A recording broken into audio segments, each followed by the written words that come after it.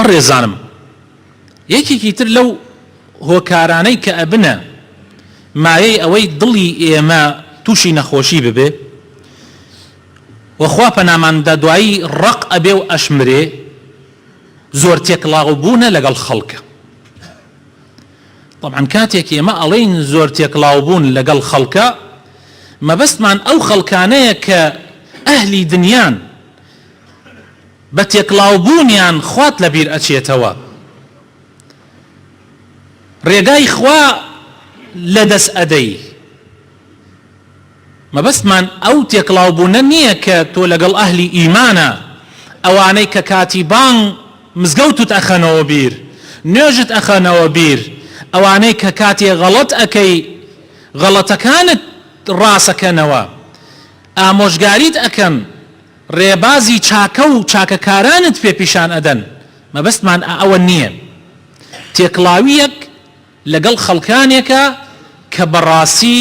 ئەبنە مایەی نەکبەتی و قوربەسەری. ئیمامی ئیبن القەیم بەڕەحمەت بێ ئەفەرمێ وەکەم جەلەبەت خولطەة الناس من نقمة. ئەڵێ بەڕاستی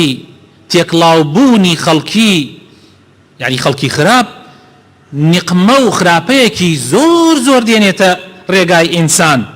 ودفعت من نعمة خەڵکانێک هەبوون لە نیعمەتە ئەژیان بەهۆی تێکڵاوبوونیان و لەگەڵ خەڵکی خراپە ئەو نیعمەتەیان لەدەستدا. وأنزلت من محنة بەڵکو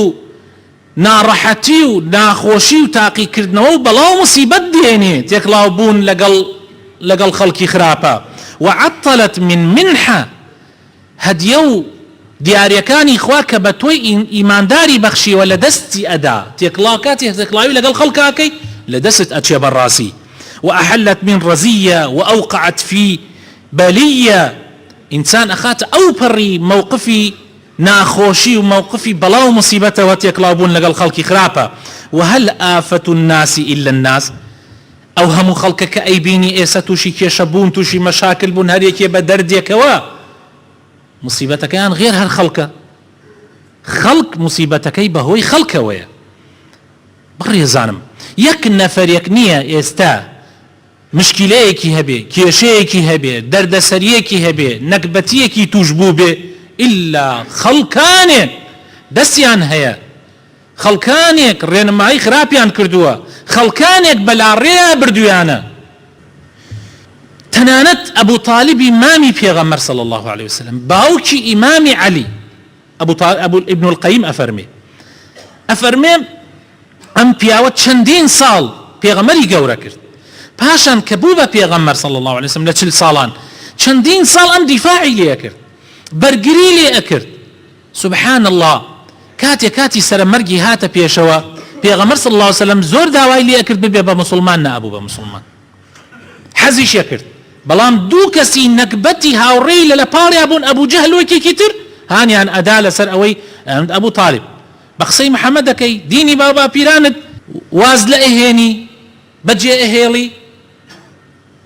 ئەویش لە ئاخر شتە وتی من لەسەر دینی بابا پیرانم. پێغەمبەر صلی الله عليه وسلم فەرموو مامە گیان بڵێ لا إله إلا الله با من لە ڕۆژ قیامەتە بێتە بەڵگەیەک بەدەستمەوە لە لای خوای پەروەردگار. بەڵام ئەو نەیوت، هۆکارەکەشی هاوڕێی خراپ بوو، هۆکارەکەشی تێکڵاوبوونی ئەو بوو لەگەڵ کەسانێکی خراپە. بەڕاستی هاوڕێی خراپ خۆشەویستەکانم وەکو تراوە الصاحب ساحب، الصاحب بەصاد، ساحب بەسین، یعنی بەڕاستی هاوڕێی خراپ و تێکەڵی خەڵکانی خراپ ڕاتەکێشێ، بە دوای خۆیان ڕاتەکێشێ، هاوڕێی خراپ ڕاتەکێشێ. الصاحب ساحب إن الصاحب جسر إلى الرحمة أو اللعنة. هاوڕێتی کردن پردە یا بۆ ڕەحمەتی خوا یا بۆ لعنەتی خوا. جا ئەبێ ئاگامان لە خۆمان بێ خۆشەویستەکانم. خوای تەعالا لە قورئانی پیرۆزە سورەتی فورقان ئاەتی 27 و 28 خوای تەعالا ئەفەرمێ ويوم يعض الظالم على يديه يقول ئای لە ڕۆژی قیامەتە کەسانێکی ستەمکار قەپ ئەکەن بە هەردوو دەستیانە نەک بە پەنجەیەکە. ئینسان کە پەشیمان بێ قەپەکاتە پەنجەیەکیە، بەڵام ئەو هەردوو دەستی ئەگازێ ئەڵێت یا لەیتەنی اتخذت مع الرسول سبيلا، ئەڵێ خۆزگایە لەگەڵ پێغەمبەرە ڕێگای ڕاستم بگردایەتە بەر. یا وەیلەتا لەیتەنی لەم ئەتەخذ فولانا خەلیلا، وەیل و نەکبەتی و قوربەسەری بۆ من، خۆزگا قەت فڵانە کەسم نەکردایەتە هاوڕێ و هاودەم و دۆستی خۆم. خۆشەویستەکانم، مفەسسیرین ئەڵێن ئەم ئاەتە لەبارەی دوو هاوڕێ کە لە مەککەیە لەگەڵ پێغەمبەرە ئەژیان لە خزمانی پێغەمبەری خوا صلی الله عليه وسلم، دوو کەس بوون، ئوبەی کوڕی خەلەف، عوقبەی کوڕی ئەبی موعیت. زانایان ئەفەرمن ئەم دوانە زۆر بە یەک و ڕەفیق بوون. ماوەیەک عوقبە دوور ئەکەوێتەوە بۆ سەفەرێک ئەچێ، ئوبەی بەهۆی ئەوە لە عوقبە دوور کەوتەوە نزیک ئەبێتەوە لە پێغەمبەر صلی الله عليه وسلم، نزیک ئەبێتەوە لە پێغەمبەری خوا صلی الله عليه وسلم و دێ جارجار گوێی لێ ئەگرێ. زانایان ئەڵێن تەنانەت ئیمانیشی هێناوە، هەنێکیش ئەڵێن ئیمانی نەهێنابوو، خەریک بوو ئەوە لەوە بوو ئیمان بێنێ. کاتی هاوڕێکەی گەڕایەوە، عوقبە گەڕایەوە، خەبەری بیست کە ئەو ئەڕاتە مەجلیسی پێغەمبەر و ئەسحابەکانی دائەنشێ لە پاڵ مەککەیە، لە پاڵ کەعبەیە. زۆر بێتاقەت بوو، گەیشت پێی مەرحەبای کرد، مەرحەباکەی جواب نەدایەوە. وتی بۆ مەرحەباکەم جواب نادەیتەوە؟ عوقبە وتی لەبەر ئەوە تۆ ئەڕۆیتە لای محەممەد دائەنشی، ئێژن خەریکە شوێنی دینەکەی محەممەد ئەکەوی. ئەمیش زۆر هاوڕێتی لەگەڵا بوو، زۆر خۆشەویست. وتی بابە وان نییە و تۆ من بەس ئەیتر دەستی کردە وەکو بڵێ ماساوکردن بۆ ئەوەی ئەو قسەی لەگەڵا بکە. وتی نا، من قسەت لەگەڵا ناکەم، بەو مەرجە قسەت لەگەڵاکەم، ئەبێ بچیت لە ناو مەجلیسی محەممەدا لەوێ دەستکەی بە جمێندان بە محەممەد وە قسەی ناشرینی پێ بکەیت، تەنانەت تفیش بکەیتە ناو چاوانی. لا حول ولا قوة إلا بالله. ئەمیش کەوتە مووقفێکەوە چی بکات تا حەدێکی زۆر حەقی و ڕاستی بۆ دەرکەوتووە کە محەممەد ڕاستەکە. لەو لاشەوە دۆسایەتی و خۆشەویستی لەگەڵ ئەما هەیە و ئەترسێ لە دەستی بدا، زۆر خۆشەویست. لە ئاخیرا ئەبێ بەراورد کە یەکێکی هەڵبژێرێ، یەکێکی هەڵبژێرێ، یا ئەمەیان ئیسلام بوون و شوێن کەوتنی پێغەمبەر صلی الله عليه وسلم وواز لە هاوڕێتی عوقبە بێنێ، یا ئەبێ بەعەکسەوە ئەم هەڵبژێرێ و هاوڕێتی ئەم هەڵبژێرێ و واز لە دینەکەی پێغەمبەر بێنێ صلی الله عليه وسلم، وە کارێکیش بکا کە بەری لعنەتی خوا و پێغەمبەرەکەی بکەوێت تا قیامەت. بەداخەوە زۆر زۆر بەداخەوە ئەمی تریانی هەڵبژارد، ئەمی تریانی هەڵبژارد وە چوو لە مەجلیسی پێغەمبەر صلی الله عليه وسلم لە پاڵی کەعبەیە دەستی کردە قسەی ناشرین و جوێندان، حتا عولەما هەندێکیان ئەڵێن تفیشی کرد لە پێغەمبەر صلی الله عليه وسلم، بەڵام تفەکەی بۆ خۆی گەڕایەوە وبەری لعنەتی خوا و پێغەمبەری خوا کەوت صلی الله عليه وسلم بەهۆی هاوڕێی خراپەوە. جا هەندێک لە مفەسسیرین عەکسیەکەنەوە، ئەڵێن عوقبە هاتووە ئیمان بێنێ و ئوبەی وای پێوتووە، بەڵام ئیتر کێشە نییە، مهم ئەوەیە ئەو دوو هاوڕێ یەکێکیان ئەیانویست بێنە سەر ڕێگا، بەڵام ئەوی تریان بۆ هۆکار کە نەیەنە سەر ڕێگا. جا خوای تەعالە ئەم ئاەتەی لەبارەی ئەوانەوە دابەزان، أفرمي ويوم يعض الظالم على يديه يقول يا ليتني اتخذت مع الرسول سبيلا يا ويلتى ليتني لم أتخذ فلانا خليلا. بینیتانە خۆشەویستەکانم چی مصیبەتێکە هاوڕێی خراپ، چەند کەس لەم ڕۆژگارەی خۆشمان بەهۆی هاوڕێی خراپەوە ئاوای بەسەردێ. ڕاستە ئیسا پێغەمبەر صلی الله عليه وسلم نییە نەلاومانە وەکو جسم وەکو لاشە، بەڵام پێغەمبەری خوا صلی الله عليه وسلم وەکو بەرنامە و دین و سنەتەکانی هەر هەمووی مەحفوظ و پارێزراوە، خەڵکانێک بزەبت بە هەمان شێوە هاوڕێی خراپ هەڵە بژێرن و ئەیدەن بەسەر دینەکەی خوایە. بۆیە خوای تەعالە ئاوا بەراوردمان بۆکا لە سوورەتی تەوبەیە قل إن كان آباؤكم وأبناؤكم حتى آخر آيتك أحب إليكم من الله ورسوله وجهاد في سبيله براورتك كاميان هلا بجيري أم يا أو هاوري خرابكان رێگا خراپەکان ئەوانەی کەوا هانتە دەن بۆ خراپە ئەو مەجلیسە خراپان هەڵە بژێری یا مەجلیسی دۆستانی پێغەمبەری خوا صلی الله عليه وسلم کامیان هەڵە بژێری. خوای تعالی لە قورئانە ئەفەرمێ الأخلاء يومئذ بعضهم لبعض عدو إلا المتقين سورة زخرف آياتي 67 ئەفەرمێ دۆستان لە ڕۆژی قیامەتە هاودەمەکان دۆستەکان هەموویان ئەبن بە دوژمنی یەک لە ڕۆژی قیامەتە ئەبنە دوژمنی یەک سبحان الله لەم دنیا دۆستی گیان بە گیانی بوون لە ڕۆژی قیامەتە ئەبن بە دوژمنی یەک ئیلا دۆستانێک لەبەر خاتری خوا یەکیان خۆش بێت إلا المتقين. لحديثك بيغمر صلى الله عليه وسلم أفرمي إنما مثل الجليس الصالح وجليس السوء كحامل المسك ونافخ الكير فحامل المسك إما يحذيك وإما أن تبتاع منه وإما أن تجد منه ريحا طيبا ونافخ الكير إما أن يحرق ثيابك وإما أن تجد منه ريحا منتنة متفق عليه عن أبي موسى الأشعري. أفرمي پیغمبر صلى الله عليه وسلم أفرمي نموني كسانيك وهاو دمانيكي خراب لقل نموني هاو دمانيكي باش وكو چي وانا نموني دينيتو پیغمبر صلى الله عليه وسلم وكو كابرايكي عطر فروش وايا كتوب بي بالرفيقي كابراي عطر فروش يا أوتاني عطرت في إدا بون خوش تكا يعني بهدية وبدياري يا أوتاني اللي أكري يا هيج نبي بونيكي خوشي لي هلا مجي بلام كابراي آسنگر اگر نزيكي ببي تويا أوتاني جلو برقكت أسوتيني يا أوتاني هيج نبي لا دو كلو بوننا خوشكاني ديتا سرو ملتا دب تماشاك مجلسي چاك لقل مجلسي خراب شونا بيغمر فرمي صلى الله عليه وسلم. أبو سعيد خدري أجرته بومان أفرمي بيغمر فرموي صلى الله عليه وسلم لحديثك كإمام أبو داود والترمذي أجرنا وأفرمي لا تصاحب إلا مؤمنا ولا يأكل طعامك إلا تقي. كي هي أم حديثة جيبا جاكردوا كي هي أم حديثة جيبا جيئكا لا تصاحب إلا مؤمنة هاوريتي مكة إلا لقل إيمان دار وباوردار نبي وبا كس نان النخوة إلا بياويكي باشو لخوة ترس نبي صير كان أم حديثة چند بپیا چوانه لای خومان خلقانكي زور هاوريكانيان خلقي خرابن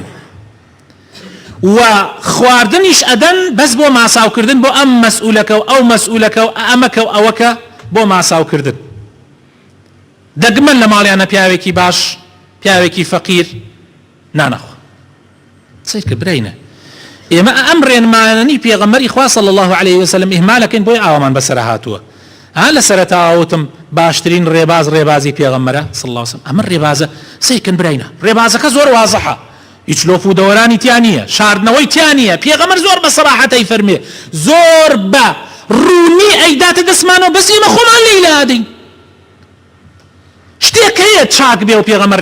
رين ما يبونا كردو انتو الرقاي بيبشان ندابيتين هيا نية والله نية اوي تشاك بيو بيغمر بيماني فرموه بيكن اوشي خراب بيو فرميتي آقاتان ليبي بلان مداخل لحديث كترى بيغمر أفرمي صلى الله عليه وسلم أفرمي الرجل على دين خليله فلينظر أحدكم من يخالل للرواية كترية أفرمي المرء على دين خليله فرقيني يك معنى هي أبو هريرة جريته يعني حديثك لبيغمر وأبي سيتور رواية حديثكش أبو داود والترمذية وحديثكيش ترمذية فرمي إسنادك صحيحة بيو بقرن بيغمر أفرمي صلى الله عليه وسلم المرء واتا يعني الرجل على دين خليله أفرمي دائما إنسان لسر ديني هاو دمكيتي لقل كيا دانشيت لسر برنامج أوي والله برا با موقتیش لەسەرتاوە نا بەس خەوەرت لە خۆت نییە سەیرەکەی بەرەبەرە چوویتە سەر ڕێبازی ئەو ئاگات لە خۆت نییە هیچ نەبێ لەسەرتاوە ئەبینی عەرەقە خوا پێڵێ عەرەق مەخۆ ڕوون یەکەیتەوە بۆی یا قمارەکە یا خراپە ئەکا یا نوێژ ناکە یا ئیهمالی ئەکا لە نوێژە یا ئەمانە پێی ئەڵێ بەس وردە ئەمجا شەرمەکەی لەبەر ئەوەی لێت عاجز نەبێ دوای ئەوە وات پێتیە سەیرەکەی خەبەرت نابێنێ هیچ ئەمر بە چاکە و نەهی خراپەتیان نەما بەرامبەر بە ئەو کەسە و هێواش ئەخلاقە ناشرینەکانی ئەو تەئسیر لە دڵتەکە وات پێتێ زۆر احتیادی ئەبێتەوە گوناح تاوان زۆر ئاسایی ئەبێتەوە لەلات بۆیە پێغەمبەر فەرمێ بەڕاستی ئینسان لەسەر ڕێباز دین لەیرە یعنی ڕێباز بەڕاستی ئینسان لەسەر ڕێبازی برادەرەکەیەتی جا ئاگاتان لێبێکی ئەکەن بە هاوڕێبازی خۆتان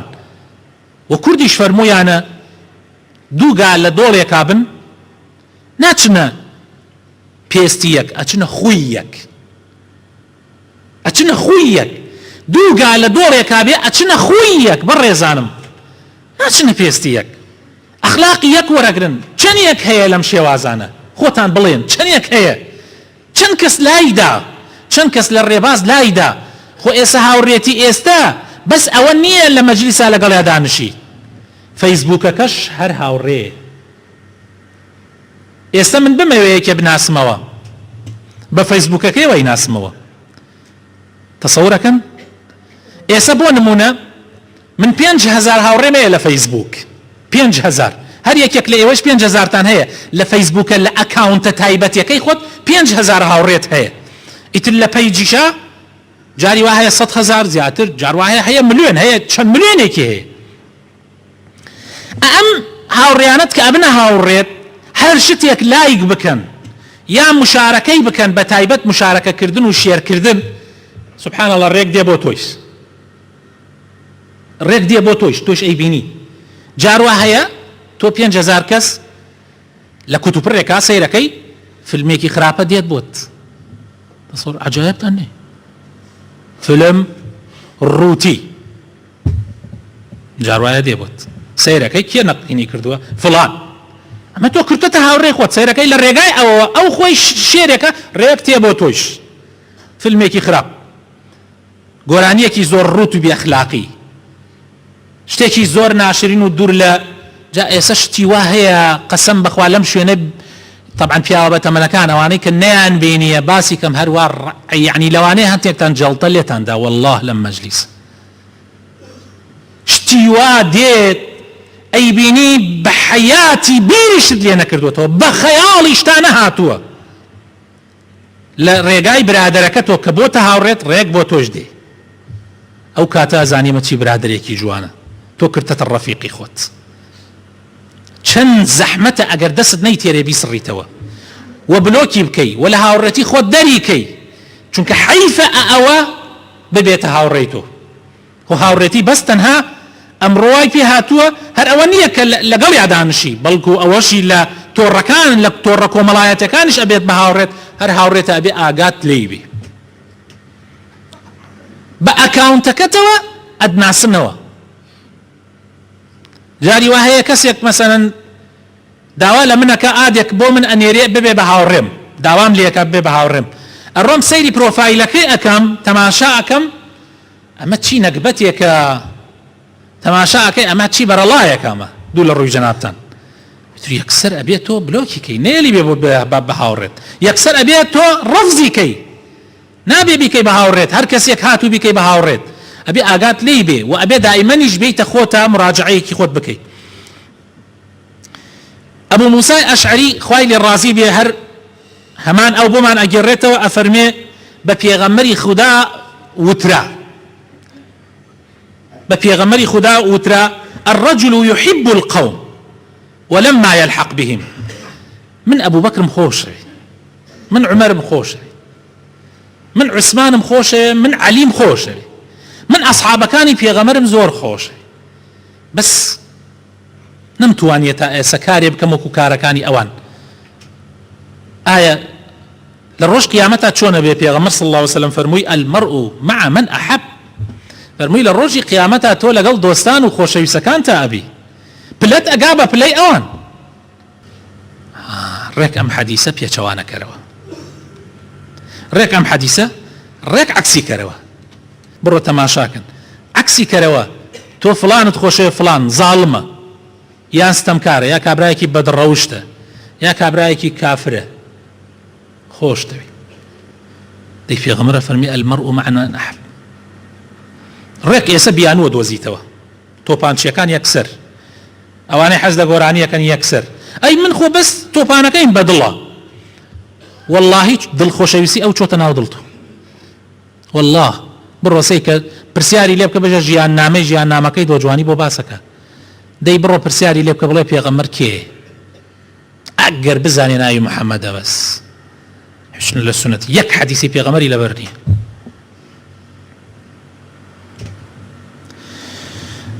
والله نازم چیتە مباسکەم والله هەموو جمعەیە کە دێمە سەر ئەم میبەرە قەسەم بە رەب العالەمین بەزەیم بەخۆم و بە ئێوەش هاتێتەوە ئێمە کەوتوینەتە ئاخر زەمانەوە ئاگامان لە خۆمان نییە براینە والله جاری وا هەیە هەستەکەم ئەڵێم لەوانەیە من لە هەموو کەس تاوانبارتر بم چونکە زۆر ڕاستی هەیە زۆر حەقایق هەیە جار وایە بە شەرمەوە بۆتانی باس ناکەم جاری واش هەیە عرف و کۆمەڵگاکە واکە باسی نەکەی بەڵام حەقایق و ڕاستیەکانە بێ بدرێ بە ناوی چاوی هەمومانە بدرێ بە ناوشانی هەمومانە ئەبوو هورەیرە حەدیسەکانی پێغەمبەری خوای باسە کرد و ئەی فەرموو ئەصحابەکان تابعیەکانی پێغەمبەر صلی الله عليه وسلم والله ئەیدەمە ناو شانتانە ئەگەر چی ئەزانم لەسەر دڵتانیش گرانە چونکە هەنێک حەدیث هەیە ئێوەش تا ئێستا جێبەجێتان نەکردو بەداخەوە مالکی دینار کوڕی دینار ئەفەرمێ دائما دیمە لە تەیرە ئینسان وەکو تەیر وایە قەت نابینی کۆمەڵە تەیرێک یەکێکی غەریبی تیابێ هەر لە هاوشکری خۆی تایە الطيور تقع على أشكالها باڵندەکان بە دوای ئەشکاڵەکانی خۆیان ئاگەڕێن ئەڵێ ڕۆژێکان وتیان هاها ئەوە کۆترێکە و قەلە ڕەشێکا لەگەڵ یەکە زۆر عەجایبیات فەرمووی بۆ کۆتر و قەلە ڕەش بۆ بەیەکۆ بن ئەڵێ تۆزێ نزیک بێەوە سەیرە کرد کاتی ڕێیەکەن هەردیان شەلن وتی سبحان الله ها سیرکەن لە شەلیەکەی ئاو چەشن بۆیە بوونەتە ڕەفیقیەک خۆشەویستەکانم دڵنیا بە هاوڕێتیکیەکەی هاودەمیکیەکەی های لەگەڵ ئەوانە ئەگەر ئاگات لە خۆت نەبێ زۆر خەتەرە و ئەبێ وریابی یەکێک لە شوێنەوارەکانی هاوڕێتیکردنی خراپ خۆشەویستەکانم لە خۆت ڕازی ئەبی چونکە ئەو کەسانە ئەبینی زۆر خراپن نوێژ ناکەن دوور لە خوان لە خۆت ێژی وەڵی من باشم بەستێ من نوێژەکەم بەس ئاگات لە خۆت نامێنێ کاتێک ئەزانی تۆش نوێژ ناکەی یەکێک لە شوێنەوارەکانی ئەوەیە ئەمر بە چاکە و نەهی لە خراپە ناکەی چونکە هێواش وەکو لە سەرەتای وتارەکەەوە باسم کرد هێواش ئەو کەسانە ئەوە نە لە دڵتا خۆشەویستە بنەوە پیان ناڵی سەیرەکەی بۆ نمونە هەمانە هەموو ڕۆژێ ڕیشی جوان جۆنەتاشی ئێوە مخالفی سنەتی پێغەمبەرە صلی الله عليه وسلم هەتانە جگەرە ئەکێشێ ئەشی بینم من ئەبینێ ئیشارێتەوە بەڵام من لە ڕوو نایە پێ بڵێم جگەرە ئەکێشی کاکە ئەمە حرامە هەتانە گوێ نادا بە نوێژەکانی هەمالیەکە من ئەتا ئەی بینم لەبەرەوەی برادەرمەوە ڕەفیقمە پێی ناڵێم هەتانە ڕێگای حرامی گرتوۆتە بەر بۆ پارە بۆ زۆر چشت لەبەر خاتری ئەوەی لە دەسم نەچن و برادەرەکەتان تێک نەچێ پێتان ناڵێم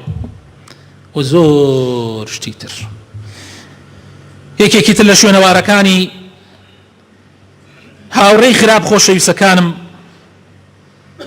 ئەوەیە کە ئەبوو حازم ئەفەرمێ خوای لێ ڕازی بێ ڕەحمەتی خوای لێ بێ ئەڕواتە لای ئەمیری مەدینە ئەو کاتە کاربەدەستی مەدینە نەسیحەتێکە پێی ئەڵێ قسم بۆ بکە نەسیحەتم کە ئەڵێ انظر الناس ببابك فإن أدنيت أهل الخير ذهب أهل الشر وإن أدنيت أهل الشر ذهب أهل الخير وتي من الأونات بيالم أجر أهلي شاكل أخوات نزيك كيتوا حاشيكات دور بركات أجر كسي باج من خرابة كان خويا الراك نامينا شو كد زوجر ناميني إذا أجر تو كسي شاك هبيت عينا وكو تاريخي وروشنا أيوايا إذا تسيرك غرفيك زور تاريخي يكش خاطيتي هذا أجر سنة برابر تاريخي راكا أجر بيك يبقى قلوبيت تاريخي راكا حتىش قلوبك شوقي زور تربية تاريخيك كم ترى بيتوا عينا كاربدسي شوية کار بەدەست ئەگەر خەڵکی خراپ نزیک کاتەوە خەڵکی باش نامێنێ، خەڵکی باش نزیک کاتەوە خەڵکی خراپ نامێنێ، و هەموو کار بەدەستانیش ئاوان. حتا یەکێک لە پیاوچاکان خۆشەویستەکانم عالمی مدینەی پێغەمبەر صلی الله عليه وسلم سەید و گەورەی تابعین، يعني لە دوای سەحابەتەوە لە ساڵی 94 کۆچی وفاتی کردووە، يعني سەحابە هەنێکی ماون ئەوە وفاتی کردووە، سعیدی کوڕی مسەیب. ئەو زانا گەورەیە نازانم وەسفی چۆن بکەم، ئەفەرمێت سەیری لە قسەیەکیە ئەفەرمێ لا تنظروا إلى الظلمة، تەماشاکەن، يعني قسەکان تەماشاکەن، لا تنظروا إلى الظلمة فتحبط أعمالكم الصالحة بل هؤلاء لا سلامة في مخالطتهم وإنما السلامة في الانقطاع عنهم.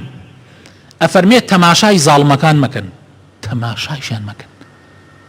الله أكبر،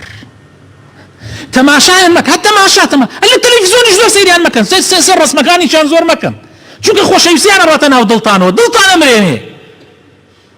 سيري شان مكان. هنامي خلقك مثلا قساك الرخنا قدر لكاتك هارونا حساتو زين بيكسر كاتك زاني وكو براي بشتكي تشوين ظالم. موضوعك ايه زور سيري عن مكان دعاي خوشيوسي عن اتشيتا دلطانوا باشترين سلامتي بو انسان اويا كدور قوي لوانا حتى ما لا تلفزيون اشتماشا انك بو اوي لبرتشاوي شيرين نبنوا چونك اوانا وابم عالماك اوانا استم لخلقك اوانا مثلا تشيب خلقك جاتوش نزيق ببيتوليان هاوريتيان بكي بروي بيتا هاودميان يواش واي بيتي خوشويسيه كي او كي تدلتو تاثير التيكا لوانه لاخيرا سرد لو شو درك داوا كرم لخوي پروردگار بخاتنا وجوانكاني خوي رحمان بيبكا هدايت من بدا دور من خاطه ولا هر كاريك كخوي لمن تور به يا ربي خويا لمن تور نبي يا ربي خويا لمن تور نبي يا ربي خويا مالو من المان صالح بكي يا ربي خويا كسكان من صالح بكي يا ربي خويا بخاتنا وجوانكاني خوت لدنيا ستر من بكي يا ربي خويا بخاتنا وجوانكاني خوت كار خرابكان من يا رب العالمين ببوشي خويا يا ربي كار شاكا كان من بركتي تبخي يا رب العالمين يا ربي اصلاحي حل من بكي يا ربي رحم بدايك وباوك وبراو خوش كان من بكي يا ربي خويا بخاتنا وجوانكاني خوت شفاينا خوش كان من بدي رحم بمردو كان من بكي كار بدستاني امولات صالح وداد پرور بكي يا ربي خويا بركتي خود برجني بسر امولاتا يا ربي بركتي خود برجني بسر امولاتا يا ربي خويا بركتي خود برجني بسر امولاتا يا ربي بيديني والحاد وخراب كاري لمولاتا بدور بقري امين امين.